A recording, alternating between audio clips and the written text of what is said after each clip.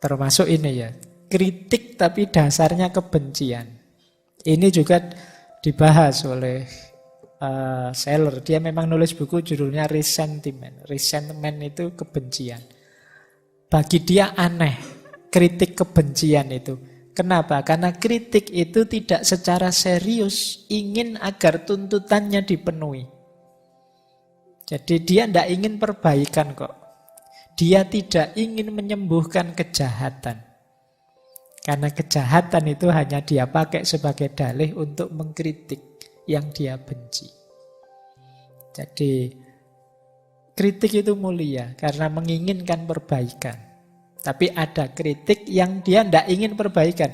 Dia mungkin agak kecewa kalau setelah dikritik orang yang dia benci jadi baik. Dia pinginnya yang dia dibenci hancur.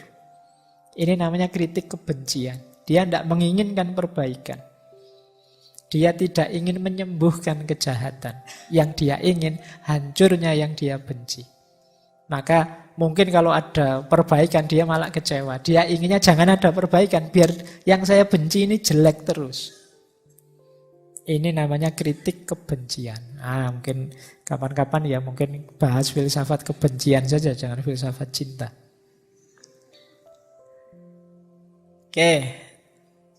Nah, setiap kali keyakinan tidak dapat dicapai melalui kontak langsung dengan dunia dan objek itu sendiri, tetapi secara tidak langsung melalui kritik terhadap pendapat orang lain, proses berpikir diresapi dengan kebencian. Kadang-kadang kita itu berpandangan terhadap sesuatu tidak dengan membaca sendiri, menelaah sendiri, dengan sekedar mengkritik pikirannya orang. Jadi, wah, saya tidak setuju pikiranmu itu. Terus kamu simpulkan kebalikannya saja. Kadang-kadang kita berpikir itu jalan begitu. Padahal faktanya gimana ya kita tidak tahu. Pokoknya asal beda dengan dia berarti saya benar. Asal tidak sama dengan pikirannya berarti saya benar. Banyak orang yang sekarang gayanya begitu. Terakhir, lebih banyak lagi orang gayanya seperti ini. Ketika kita tidak memperoleh sesuatu, kita sering menghibur diri dengan pemikiran yang meyakinkan bahwa sesuatu itu tidak seperti yang kita yakini. Jadi, karena kuliah tidak lulus-lulus sampai ke DO terus kita bilang, alah ijazah tidak penting kok. Jadi kita menghibur diri bahwa sesuatu itu tidak bernilai setinggi itu. Karena nembak bolak-balik kok ditolak, terus kita bilang, alah dia juga cacatnya ini, kurangnya ini, lebihnya ini, enggak diterima juga aku malah syukuran misalnya. Padahal tadi ngejar-ngejar. Nah ini gaya kita sekarang banyak yang kayak gini. Karena tidak dapat yang kita inginkan, terus kita mendegradasi yang kita tuju tadi. Nah ini ketika kita tidak memperoleh sesuatu, kita menghibur diri. Sebenarnya itu menghibur diri saja. Dengan pemikiran yang meyakinkan bahwa sesuatu itu tidak seperti yang kita yakini.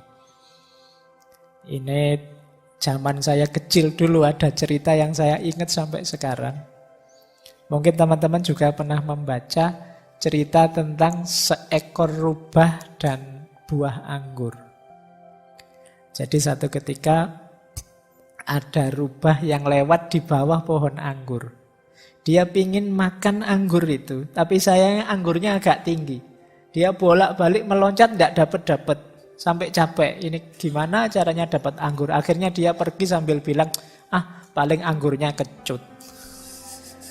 Sudahlah, nggak usah saya ambil. Nah kita sering begitu, karena meleset memperoleh sesuatu, terus kita menghibur diri dengan bilang bahwa sesuatu itu mungkin tidak layak saya dapatkan. Nah, ini sebenarnya kamuflase perilaku menghibur diri saja.